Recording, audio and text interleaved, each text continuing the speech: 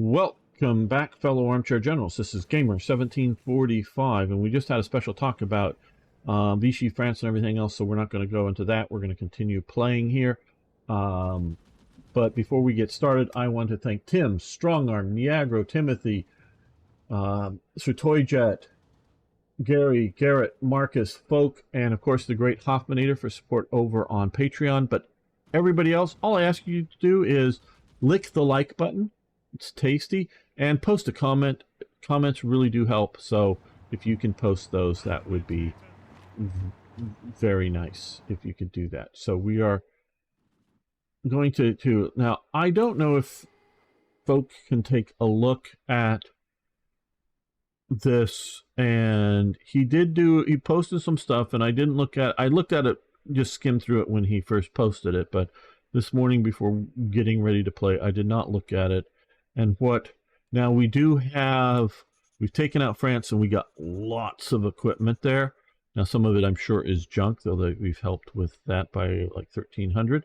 Some of the equipment I'm sure doesn't really matter. Like one thing I do think he said that I'm way overproduced on wagons. So let's see how many. Okay. What did I have on an SSD now, along with my 2 hard drive? Oh, well, good. SSDs are very good. I'm using them exclusively on my new system. I may get for storage some old HDDs to store old videos on, but okay. I think for the moment, now I will, if folk does want to comment, I will take his comments into account, but I think we'll go down to just 2 on horse transport.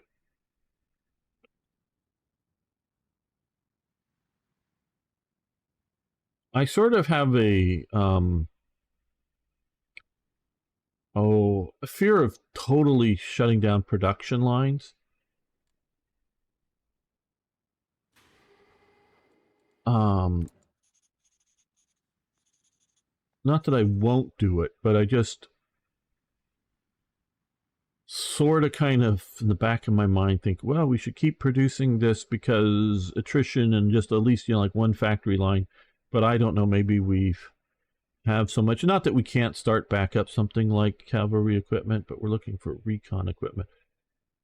That seems like a lot. 2,100. I don't know foreign equipment, and a lot of it is German. That's good. So let's go down to just 1 factory of recon equipment from 10. Yeah, let's do that. Now, civil trains. We just got a bunch of French trains.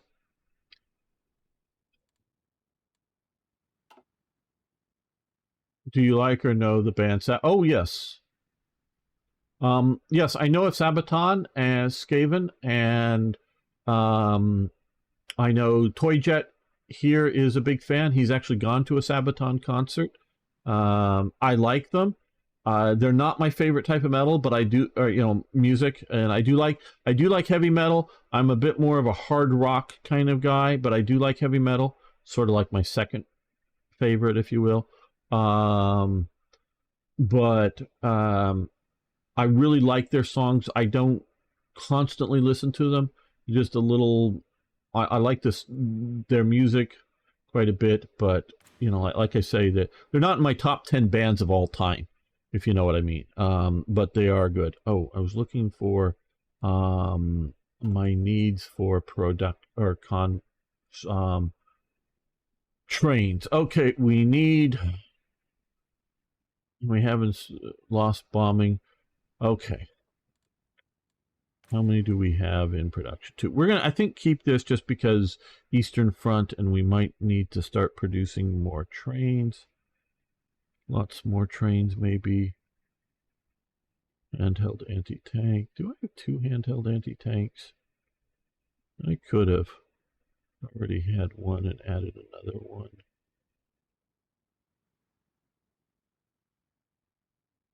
No, don't see that.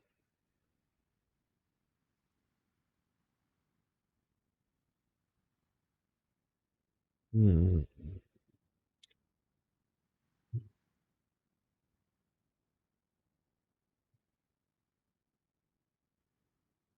Local blitz. Okay, now we're back to that. Okay, well, it looks like, oh, well, we've gotten, I think, some more assembly plants here in France. Let's, yes, here we've gotten, and this is one thing that did happen is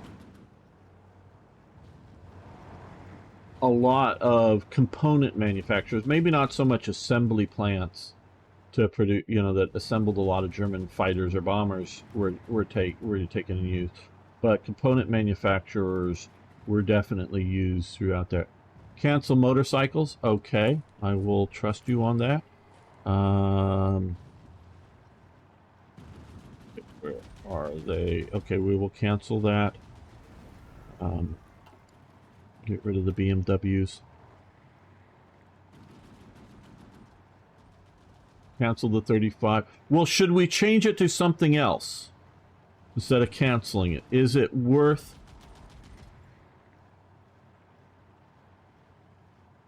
So that's one of the reasons I sort of kind of kept it for tank destroyers. But I don't know if we've researched enough. I guess we can cancel it because we still have the 38T, so we'll cancel that. What do you think about Romanian Hoi 4? Some people don't like them. Well, no, Romania is not that effective of a country. I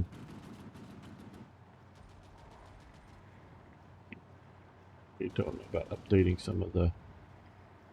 Well, we've gotten some more free factories, so let's... Okay, we are... Okay, this... Well, one will let us get to there. So, well, let's do that. We're down -1, so that way we're not too badly negative and produce fighters, because we are low on fighters.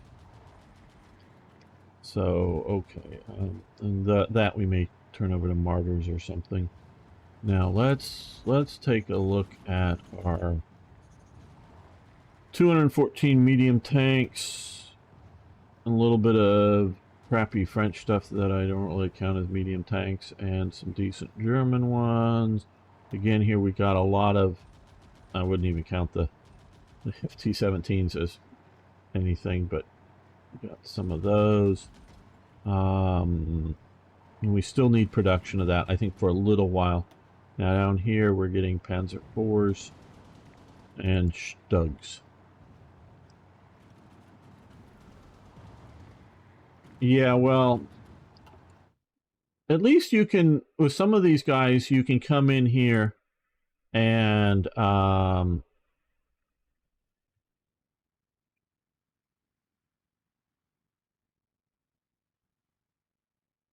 we can send an expeditionary force up there.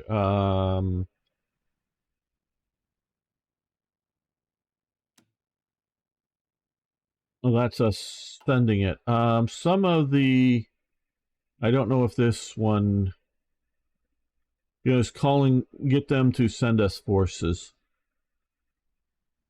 Once going on, I don't know.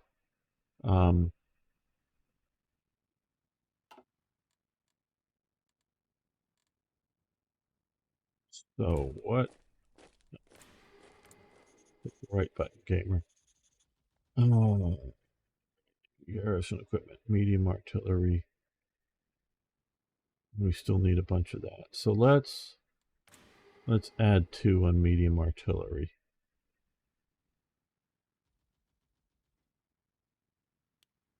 Get that going a little better in production. Okay, now that leaves us with just 3. So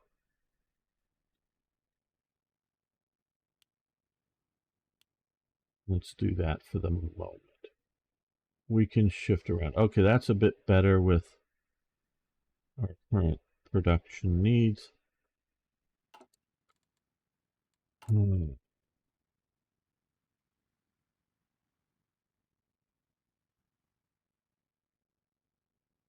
It shouldn't be costing all this. We need more political power.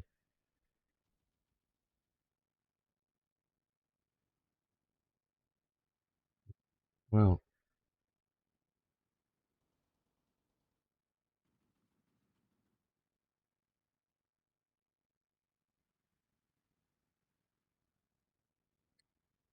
why does it take political power to dismantle the manager line?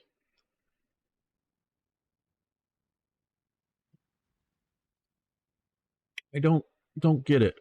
I don't get.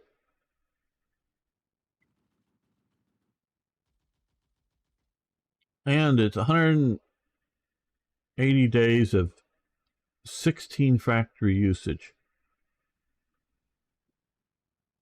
Yeah, and I see we get 60 units of cannons, but which grants AA control, B land for construction speed for 180 days. I don't get some of this stuff. All right, now guys, what should we do now? We're gonna try toy jets. We're retreating out here. Looks like they're like maybe thinking of abandoning the French peninsula, but we're going to retreat out to maybe get them to come in.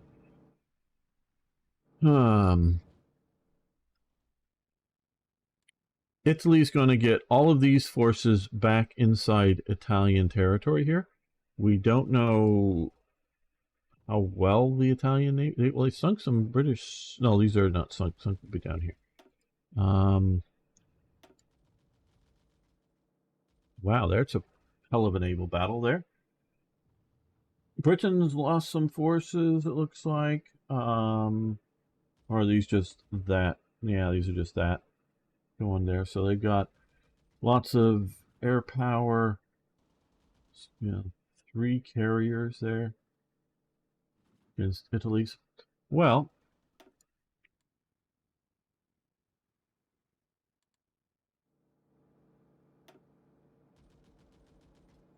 yeah, as you can see, we are desperately low on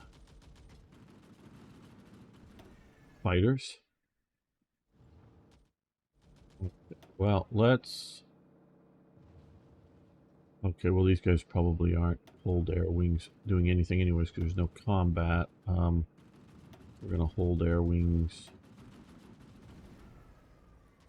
Hold air wings.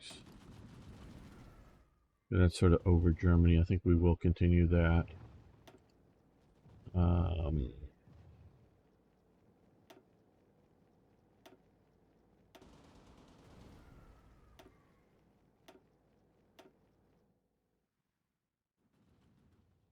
I learned the Romanian language is similar to Portuguese, is closer to Italian.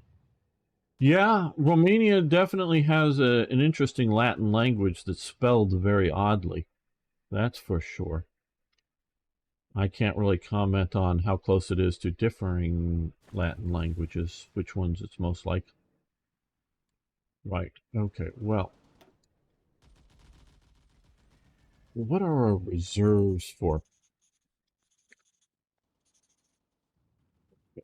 Flying boats. Heavy fighters. Oh, we got a bunch of heavy fighters. Well, we're slowly cranking out naval bombers.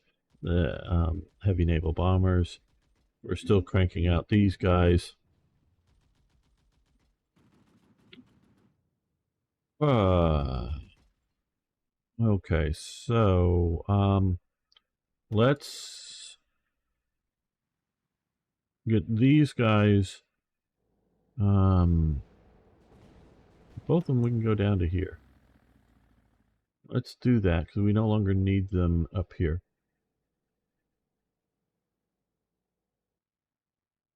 Okay, well, very good, General Scaven. Yeah. I think we'll leave these guys in the North Sea, sort of patrolling that. But I think we might move more conventional bomber down here as well.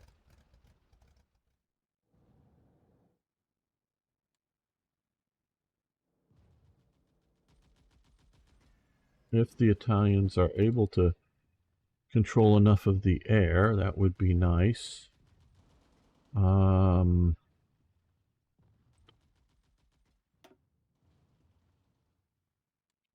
They're really old and outdated, so I don't know if I want to use them. These guys are sort of shot up, but we'll send them down too, I guess. We may help them out in Greece with some air power.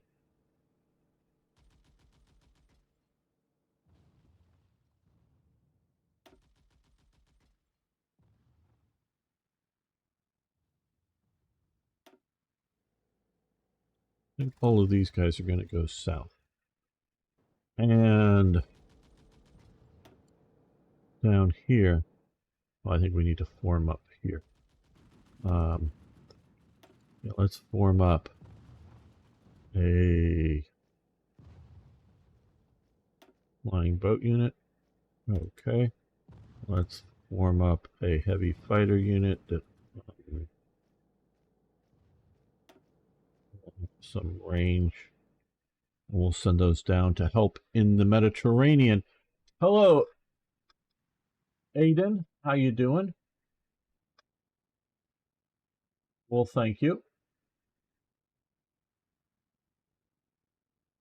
Well, I knew liche in Spanish. I live in California, so we have a lot of Spanish influence here. Yeah, they're definitely a Latin-based language for sure that spells things really weirdly with whatnot. But okay, so let's let the clock go a bit as we go. Second armistice and again. Oh, what do we not have enough resources? What? Convoy to export. Oh, we're not selected on. I think that's why. What are we? Oh, wait. Insufficient resources. What are we insufficient on resource? Oh, it's probably the air thing for the pilots, for the aircraft pilots. But yeah.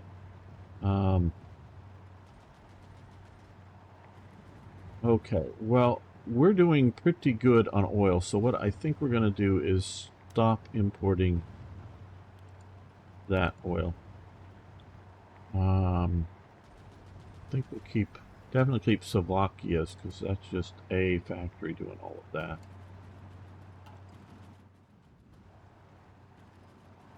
Yes, absolutely. We'll call it Romania, right? Roman.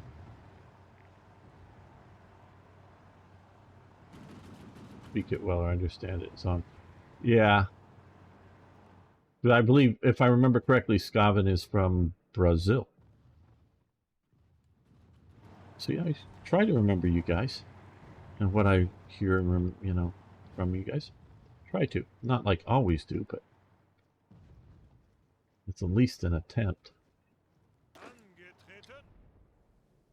We got to reorganize all this, but war with Russia will come sooner than I think.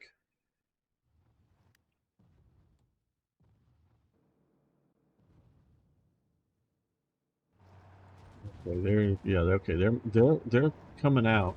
You're getting out here, so we're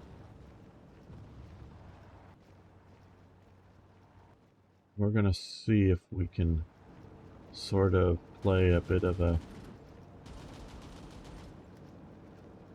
You stop there.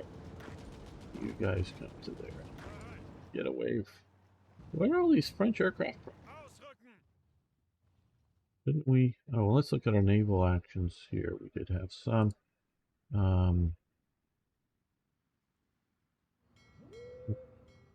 Did we? Okay. Oh, we took out a couple of convoys there. Thought we had an engagement down here, but maybe that got cleared out with the end of the French. Okay, took out a French convoy earlier. Because it's hard and fast, yeah. Reduce light truck production, Soviet resistance to the resistance. Oh, government resistance to the resistance. Oh, okay. I'm not exactly sure.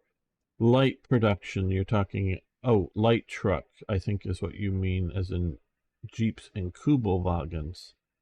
I'm guessing here. Okay. Yes. Well, let's go down to 3. We could do that. We can go down to 3. really air power that I want to do most, but we need more factory lines of that.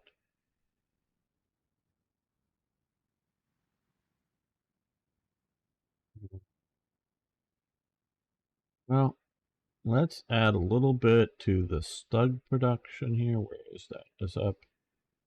I thought it was in here. I thought it was here. Am I like blind or am I blind? Probably I'm blind, but that's a different thing. Okay. Oh, maybe I get way up here. Okay, well, let's throw on another into the Stug. I like Stugs. Opel Blitz's light truck. Oh, well, I thought. Okay, well, light vehicle. I guess I was taking light vehicle. How is our current light vehicle stockpile? Should I re-put it back in? 4,400. That's probably enough, unless you tell me that I need a lot more in reserves, but I don't know. Okay, and for our trucks, transport trucks as opposed to heavy trucks. Okay. Transport trucks, medium trucks. Okay, 5,000. So we okay.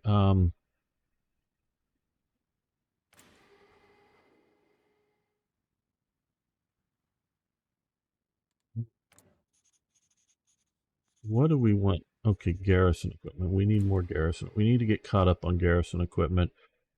There's garrison equipment. Let's do that. It just takes some steel.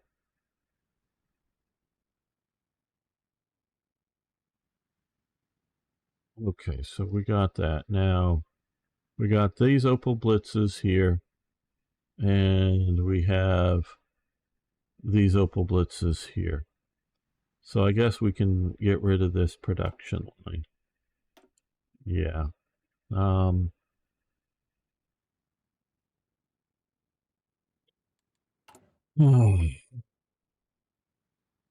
Why do these cost me my political points? Okay.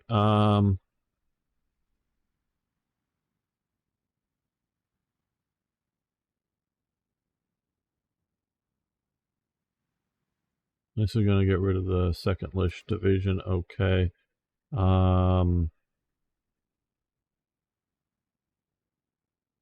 Oh, you know, one thing I don't know that we're producing. Let's just make sure I'm not before I add another line. Is armored half tracks. I am not producing armored half tracks. I want armored half tracks. I don't know if I need them, but I want them.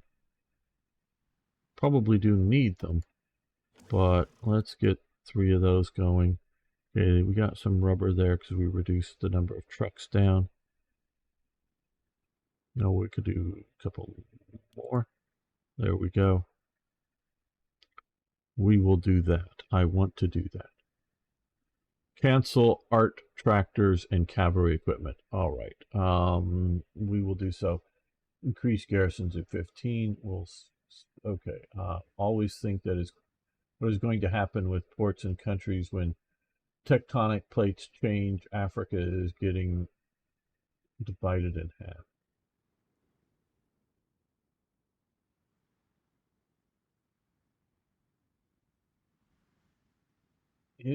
You're talking about plate tectonics, I think. There is the sort of Rift Valley in Africa. Is that what you're referring to here? Yeah, I don't think that's going to happen within the next few thousand years. So I'm not worried about it. If you're interested in plate tectonics and the future of it, great, good on you. But I don't care. I mean, not because again, I'm not going to be around, and anybody that I ever know or whatever will be around, and nothing we can do about it. Okay, cavalry equipment and artillery tractors. You talking artillery prime movers? I guess is what you're talking about here. Uh, um,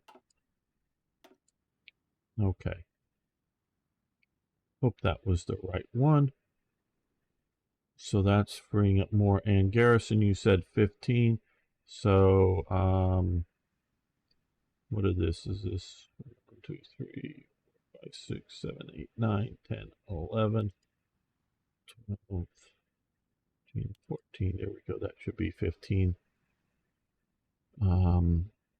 Get the garrison equipment up. Thank you, folk. You're being very, very helpful.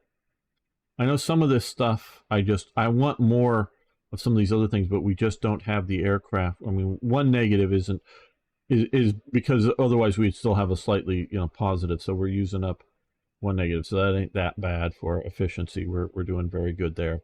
I want to win the air war. And it really, quite honestly, if you can't at least reasonably contest the air, having more bombers is not useful.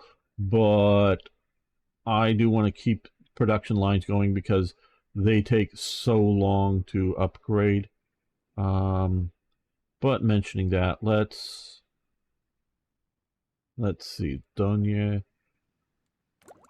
DO17. I just want to, let's get one of these universal ones. Let's go up to the top here. I want to look at air models to make sure I'm upgrading the right thing to the right thing that'll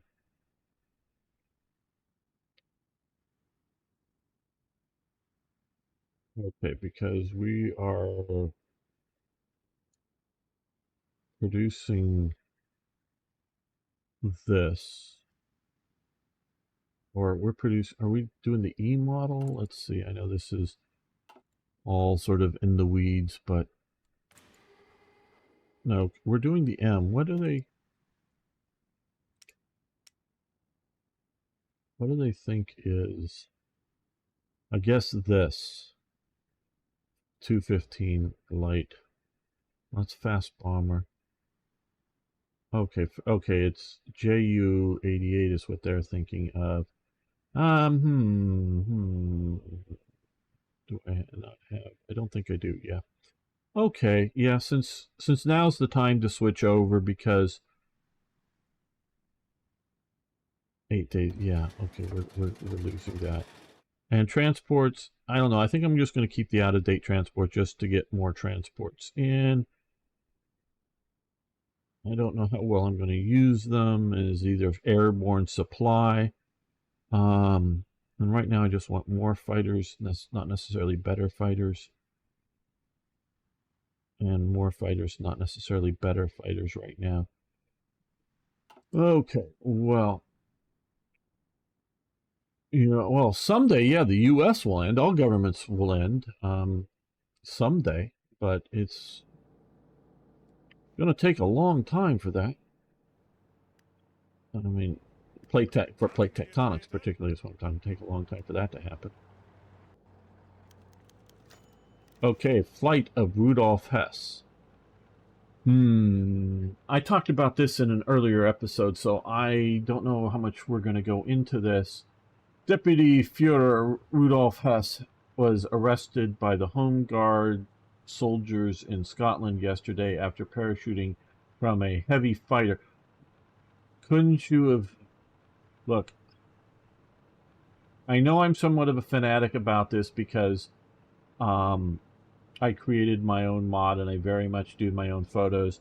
This looks like a decent aspect ratio fitting in here. This isn't terrible. I think I'd have to redo my stuff to fit this properly, but this does look good. That looks like some French aircraft. I don't know French aircraft well, so couldn't you at least put a BF-110? Now, I would have done a lot more stuff, but that's just me. But okay. An accomplished pilot. He apparently flew alone. Well, yeah, didn't apparently. He flew alone across the North Sea, taking care to stay out of radar range before veering towards Britain. Hess appears to have taken upon himself to negotiate a peace treaty between Britain and Germany. Although Berlin has denounced him as a madman, he has been stripped of all of his political offices. The British authorities have not been available for comment. Well, okay, we're not again. Yeah, it was a BF or M. Yeah,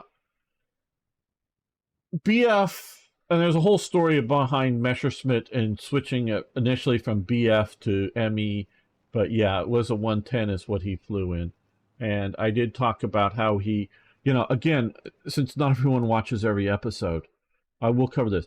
Hess basically steals an airplane. I mean, it's not like he sneaks in and steals it, goes in, I want an airplane, give me an airplane. You know, I'm... okay, so we'll talk about the flight, and then we'll talk a little bit about why he does the flight. First, so he shows up at the airport somewhere in Germany, demands an airplane. He is an accomplished pilot, but he does the super thing. He gets in an airplane at night, takes off, flies out over the North Sea, and angles back in over Scotland. He is trying to meet up with the Duke of Hamilton. I hope I'm getting all this right. Meet up with the Duke of Hamilton. And he knows where the Duke of Hamilton's big country estate is. So in one night, he flies out over the North Sea, comes in, and gets over the Duke of Hamilton's estate. Now, this is in the blackout Britain. Now, I don't know how blacked out the countryside is compared to the cities. But he comes and he gets... Now, he's in the definite area of the estate. And these estates are big, so technically is he on the Duke of Hamilton's land or not? But it's not just somewhere in southern Scotland. He makes it to the Duke of Hamilton's estate. He's flying along, so he knows where he is well enough. He unhooks all of his seat harnesses, and opens the canopy, and then rolls the plane upside down and falls out of the airplane.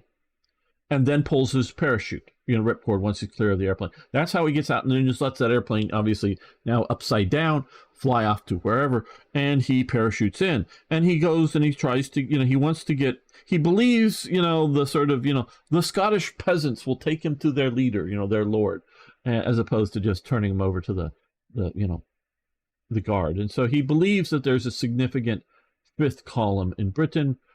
The Duke of Hamilton, scooter came equipped with a 75mm recoilless rifle. Oh, you're talking... Oh, something about that French thing. I guess you're talking about the Vespa thing. Okay. Gamer, you forgot to order newly built ships for sea trials. We'll deal with that in a minute. So, this is a remarkable flight. He gets into the right neighborhood in the night, gets out. Okay. Now, the Duke of Hamilton was a member of the, what was it, the Right Circle or the Right Club, or maybe using both of those names. They were a bunch of elites in Britain that are,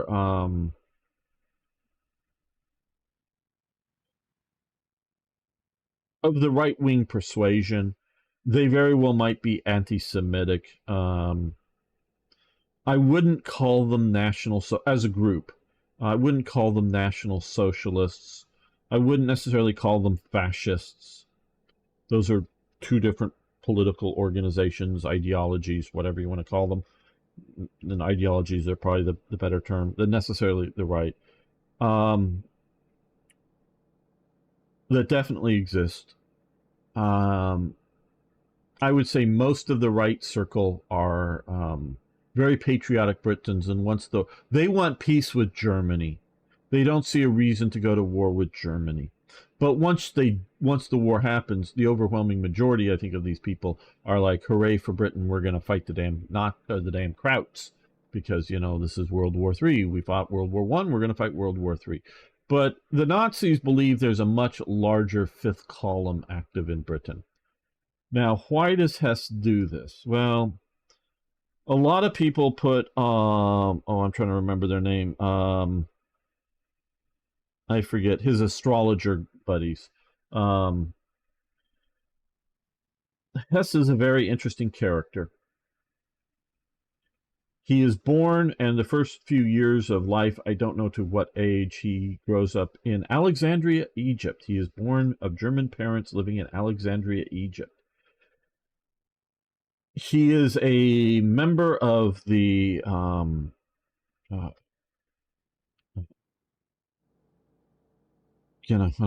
try to think of the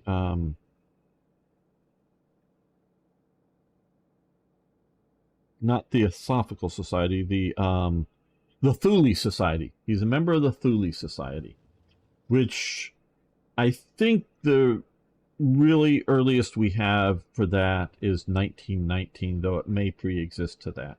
He is a member of the Thule Society. The Thule Society, I think, well, I know they found the German Workers' Political Party in Bavaria. I think they are a bunch of upper middle class people that realize in this post, some of this, like when I say I think, it's my conjecture versus what I understand to be historical fact. I think they realize that the path to power in the post World War I world is not to try to deal with the elites in Germany, but try to make a mass political party. And these ideological people of the Thule or Thule. Thule sounds cooler to my ears, but I do think it's Thule, and it's a reference to a mythical or mistaken Roman expedition up to somewhere around here, and they did this. He lived there until 93. Oh no, I don't know what you're talking about. He lived until Hess in Spandau prison. Yes. Oh, and he was a nutter by the end if he wasn't a nutter, well, whatever. So, and they are sort of the Thule Society is an ultra Germanic mystical organization. In essence, a religion. There are precursor elements. One is Madame Blavatsky and the formation of the Theosophical Society, which is not inherently racist or National Socialistic or German. In fact, it is very much pro-Indian. And she claims to have gone to, I think it is Tibet or Nepal or someplace like that, seen some mystical ancient writings or something, and then comes back and creates. And I understand the Theosophical Society still has tens of thousands of members to this day, and very much is what use a modern term, a mashup of Eastern or Indian religious beliefs with sort of European mythological type beliefs.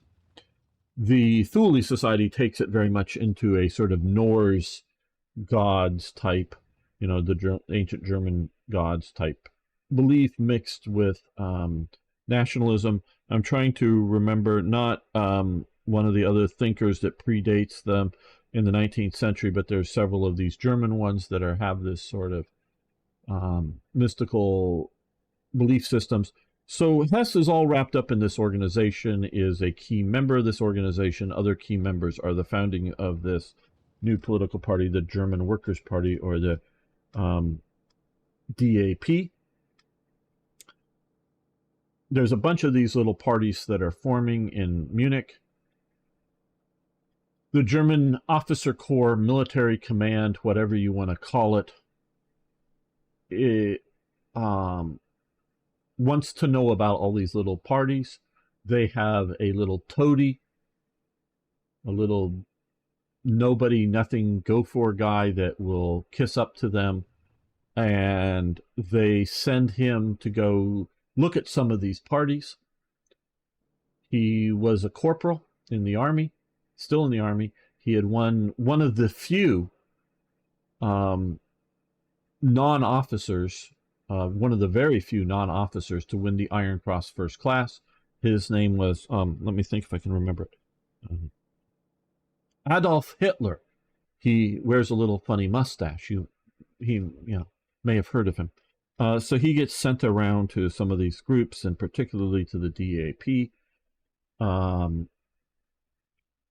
And he listens to the DAP. He thinks they sort of kind of have some points there, but he starts arguing with them, because they're in little sort of public meetings, and starts speaking. And the people in the audience are starting to, this Hitler guy speaks and speaks our vision better than this party guy.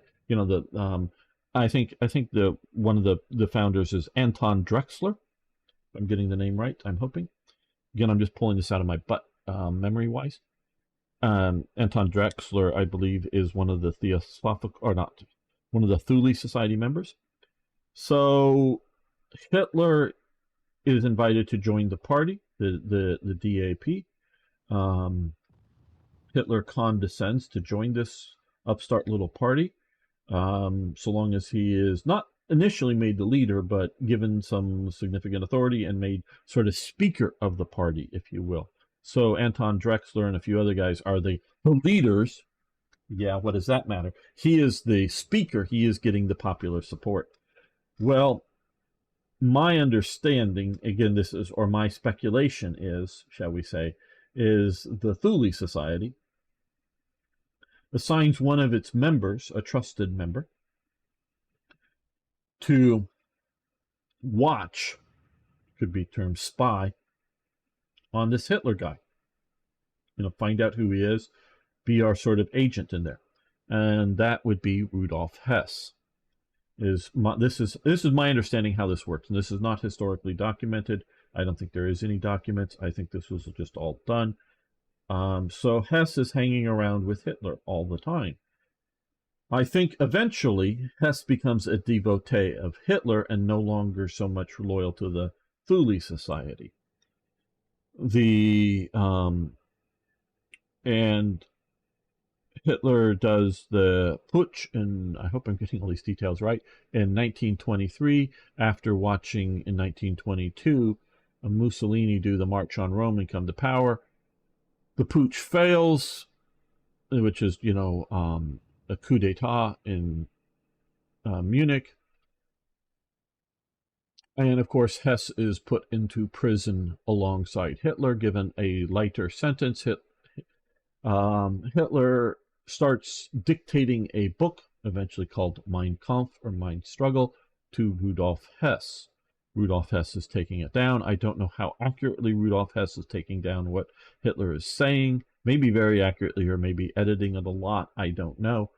I don't even know if Hitler ever read Mein Kampf. I do know that at one point, much later, Albert Speer, who is becoming a good friend of Adolf Hitler as a buddy, is chatting with Hitler one day, and I'm trying to get through Mein Kampf. I'm trying to get it just started going. I haven't got all the way through it. And it said, you don't need to. Don't pay attention to it. It's out of date already, or words to that effect. So you can stop reading. So I don't even really think Hitler cares what's said in Mein Kampf. But that's my appreciation of that from that comment to Hess. To Speer. So, but prison time is up for Rudolf Hess. You can go home.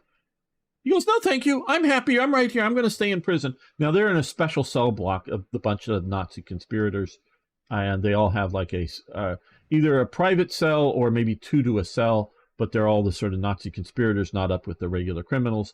And so it's just, basic prison furniture kind of thing, basic prison food, I'm sure, maybe a little better, and whatnot. So they're not being treated harshly. They're being treated good. So Rudolf Hess decides to stay in prison a bit longer with Hitler to continue writing Mein Kampf. And so he becomes a devotee of Hitler. Eventually, there is the party Führer, Adolf Hitler, and the deputy party Führer, deputy party leader, Rudolf Hess. In basically all of the, and this is becoming a Hess special, I know, in basically all of the major speaking engagements in Germany at the time of Adolf Hitler. I don't know how universally true this is, but this is generally true. The warm-up speaker is Rudolf Hess. He comes out there and sort of warms up the crowd, they normally make the crowd wait longer than they're supposed to. Like, oh, Hitler's going to start speaking at 6 p.m. Well, something like 7 or 8 p.m. out comes Rudolf Hess and starts speaking. So the crowd has been waiting for a while, building anticipation up. Hess gives a speech. It is generally well received.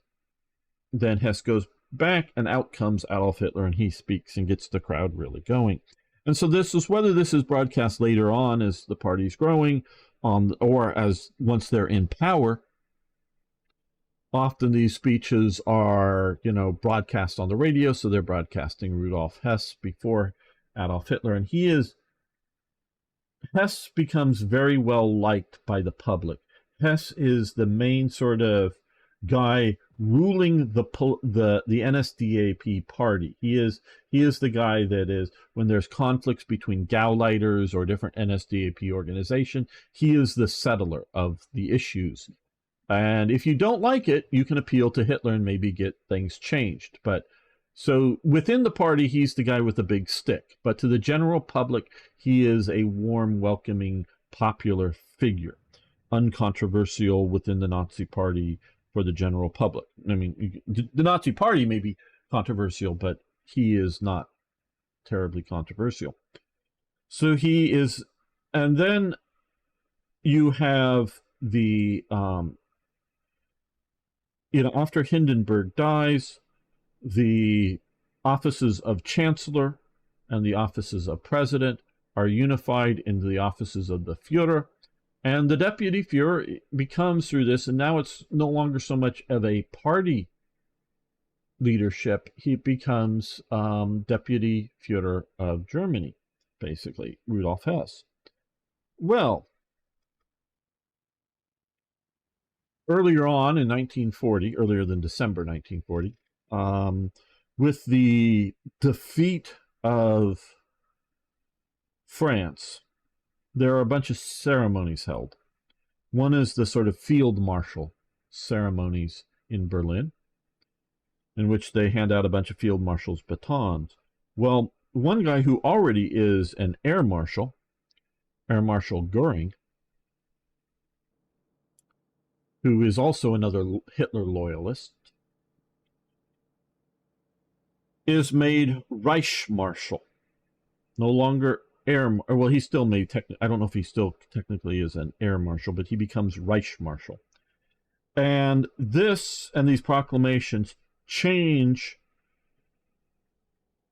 the, as far as I can tell, and again, some of this is I can tell as opposed to clearly stated, changes the hierarchical organization of the National Socialist State.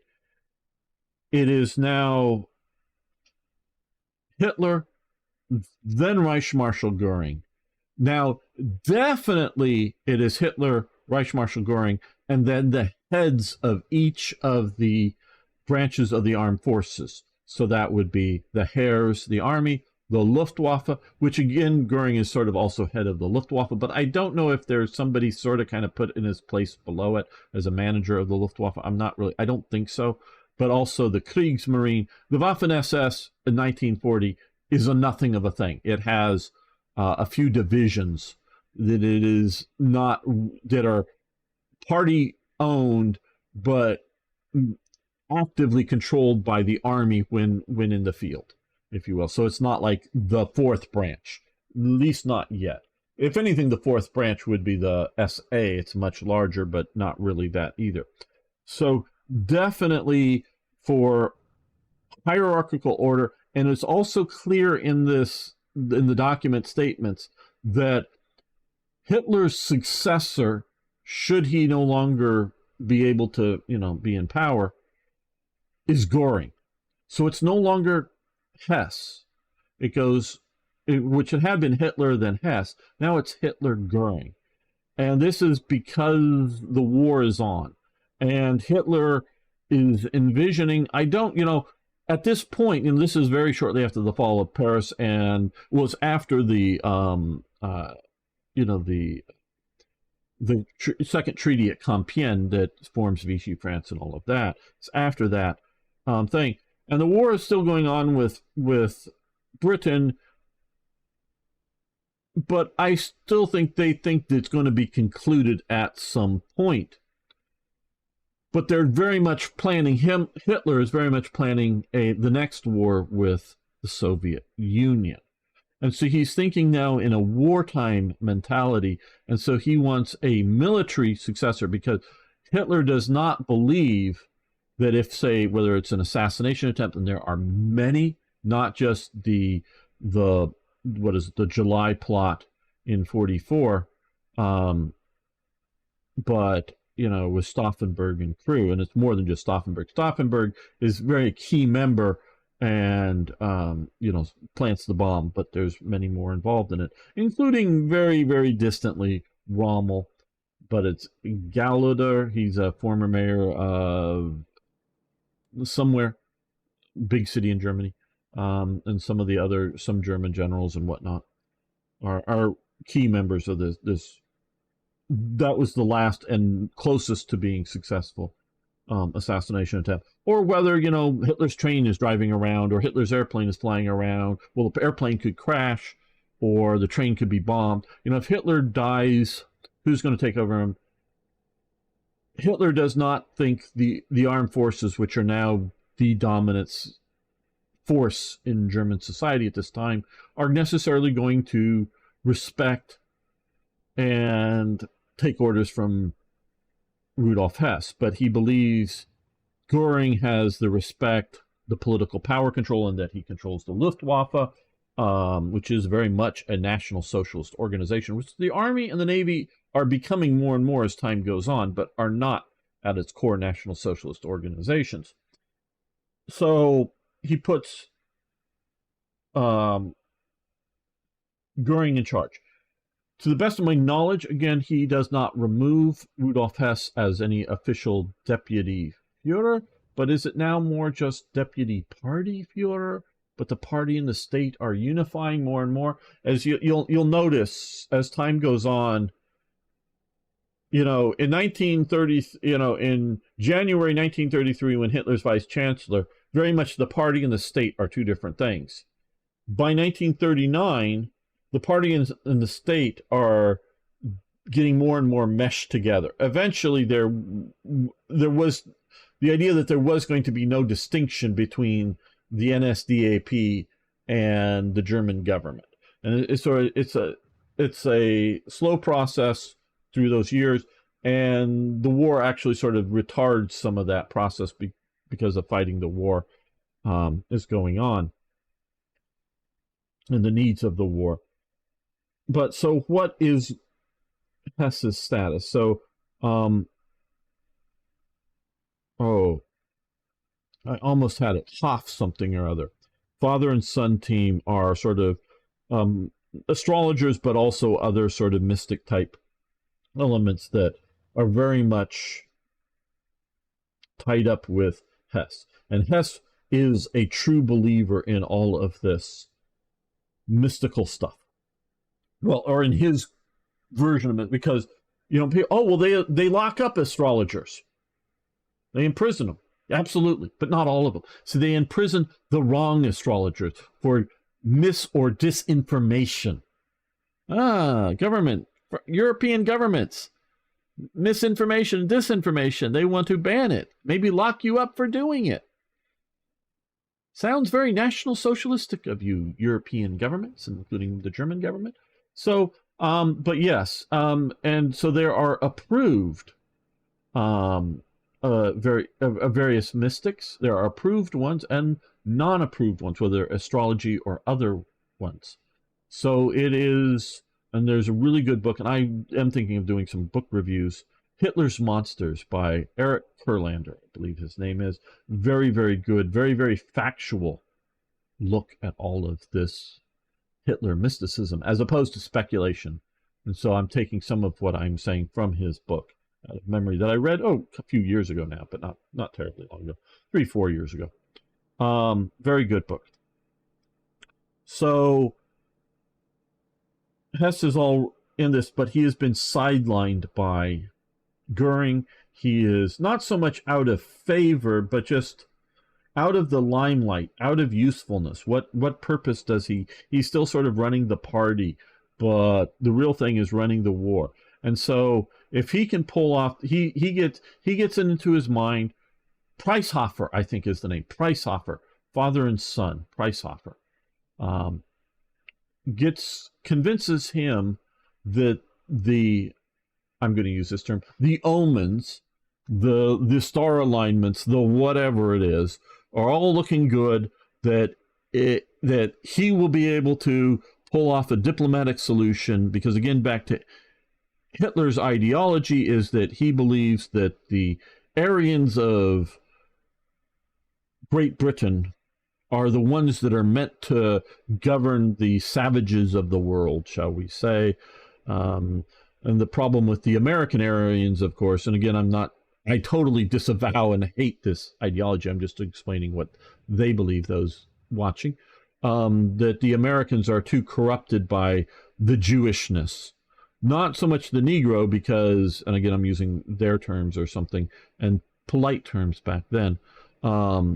They're not in power in America. They're being subjugated by the Ku Klux Klan. So that's appropriate in that they're the worker beasts for the super race. It's not so much that they exist in America. It's the Jewish infiltration in Hollywood, and though Hitler loves Hollywood and wants to meet Edward G. Robinson and sends an invite to Edward G. Robinson. I know you guys are who big superstar, and who's known for playing gangsters, and he writes back, or supposedly the story is that he writes back, no, too many mass murder, or two mass murderers together or something like that would not be a good idea. But Hitler thinks that the Aryan American government is corrupted by the Jews and others, but that have corrupted it. But he sees the British Empire as ruling over the lesser peoples of the world, where keeping Germany sort of separate and superior over that is the way to go. So within this ideology, there is a belief in our brother Englishmen, if we could just negotiate the settlement. So that is sort of why, he's being sidelined. He no longer sees a role going forward for himself. I'm talking about Rudolf Hess. And he gets convinced that he alone can solve this conflict if he can just go get there. And he wants to not so much, I don't think, who knows what's going on in his mind, and especially he goes crazy, truly crazy in prison eventually. Not that that wouldn't do it to people, even rational people starting out. That he thinks like the Duke of Hamilton is going to lead a coup against the British forces, but he thinks he can get in and talk to enough of the British leaders, including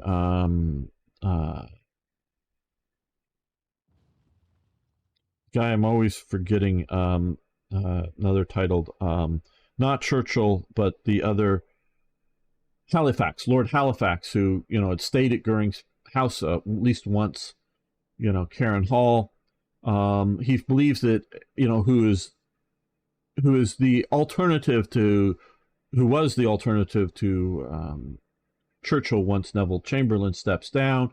He believes that he can talk to some of these British leaders to get them and the king and whoever, get them together to get rid of this madman Churchill, and let's just settle this peacefully. Well, that obviously is not the reception by the Germans, I mean by the British, when Rudolf Hess goes, because they could have kept it somewhat quiet, but no, they immediately splash it all over the newspapers and newsreels that they captured Rudolf Hess, who flew in.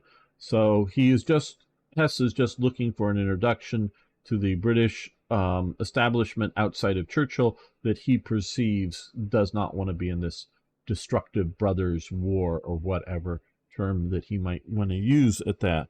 So that is why my understanding is Hess goes to Britain. He is basically black holed, put into a, he is for a good chunk of the war held in the Tower of London, in the city of London, that is used as a prison still for certain people. And Hess is there for a good chunk of the time.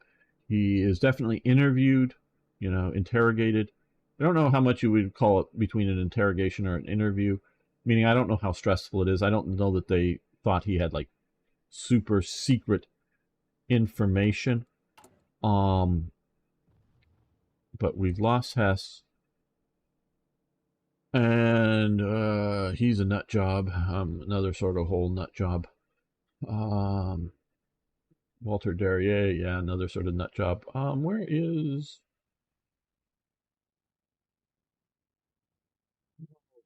what? The secretary dude. Again, I blank on names. Um, oh boy, I'm picturing his face. I don't.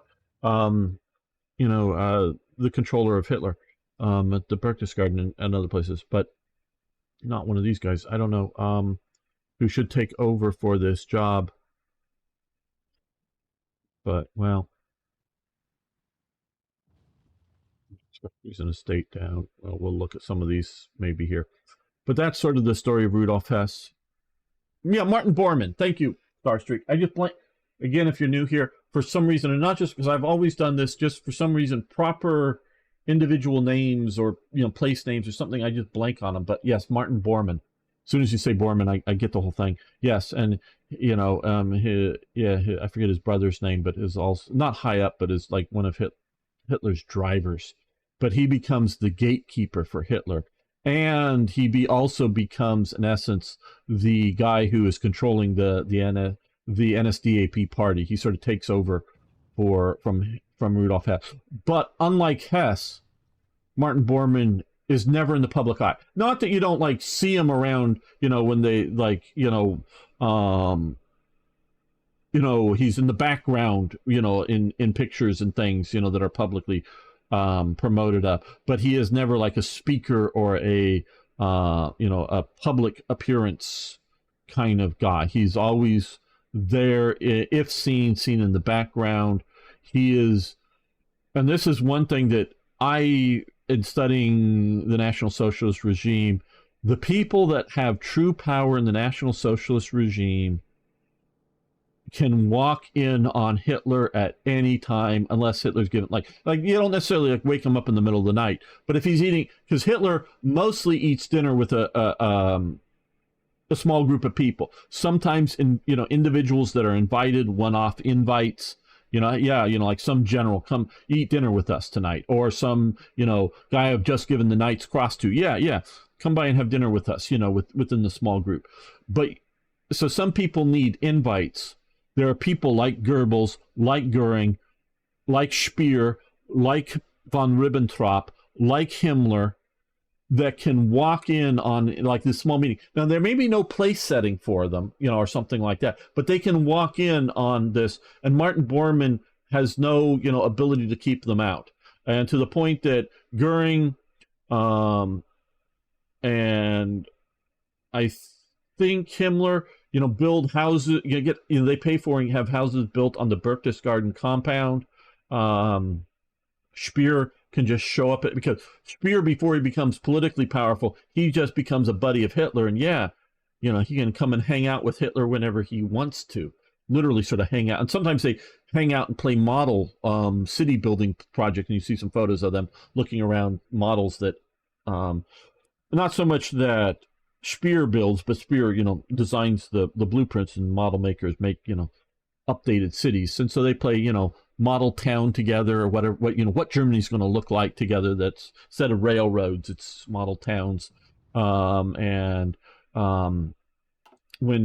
Hitler does his one, visit to Paris, he brings with him as special guests Albert Speer and Arno Becker. He is a sculptor, an art sculptor, who skates through the post-war period pretty well. But as sort of art and architecture buddies to come and look at some of the, Paris architecture and whatnot, because Hitler's an architecture buff. And so, brings those two guys with them as, special guests to that. And before either of them are really political, well, Arno Becker never steps into a political role. He just stays a sculptor, basically. Sculpts a bunch of famous people and things, and maybe some other artwork, but he stays that. But Speer obviously does take over armaments production, and prior to that, he is running construction projects small to medium size construction projects, and then he steps in and takes over all construction projects and all armaments production, sort of, kind of. There's lots of wrangling going on, but that's sort of how I judge political power within the National Socialist regime, is your access to Himmler, or to Hitler, sorry. If you need to go through, if you need Martin Bormann's permission to get a meeting with Hitler, schedule with Hitler, you're not in the top tier. Like I say, Goebbels, Goering, Himmler, Ribbentrop, and Speer are all, and those are the ones that are coming to my mind, are all in the, I can invite myself to tea time, because I also, when at Berchtesgadens, when the weather is suitable enough, late afternoon, Hitler walks from his house, because this isn't where Berchtesgaden, do I have the Hansberg, where, no, Munich, no, we're down here, Berchtesgaden, down here. He has his house, but up on a mountain, behind his house, there's sort of like a tea place kind of thing. And it takes about, I don't know, 20-minute walk or something up there. And a group of people every day walk up with Hitler, though normally it's one or two people walking next to Hitler, and then a gaggle of people behind, out of earshot. So you can sort of have a private conversation walking up to tea, and then walking back down from tea afterwards. And he does that just about every day. And so if you're one of the crew that gets routinely invited, some of them are like the secretaries, just to have some, female. And it's not just, just sort of mostly be a friendly chatter, hangout kind of thing, not necessarily talking about big, heavy stuff, just, whatever it is they're talking about. But if you're invited to that sort of crowd and you crash that at will, you're in the power circle of National Socialism. Like I say, there are people that are part of that circle but are not. Oh, and Martin Bormann is definitely one of those people. He's controlling the situation. That's why he is so powerful.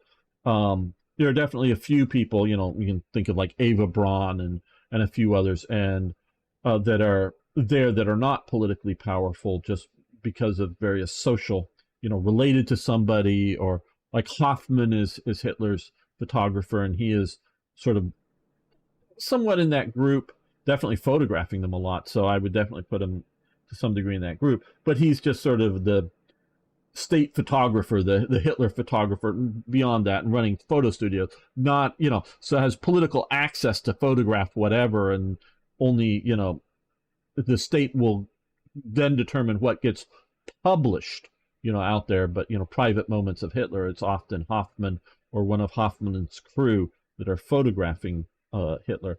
So you get these sort of some inner circle people that are not, like I say, politically connected or running political organizations at any real level.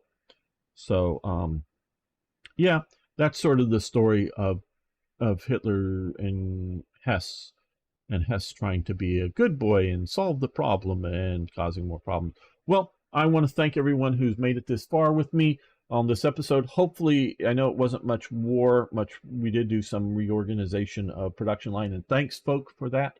I really do appreciate all of your support you give me, not just financially, but all the good support you do over on, well, also use this to pimp out our Discord server. If I know in the live stream there should be a link to it, but if there isn't and you want to, I know there's a link on the main channel page, or ask again, and I'll post the link to our Discord server where we hang out and talk and chat and all kinds of stuff, play, whether it's Hearts of Iron, sometimes multiplayer, or play other games together, not just with me, but with each other. So you might want to check that out, give that a little pimping out to you guys. So thank you so much. See you next time for more, yes, more Hearts of Iron.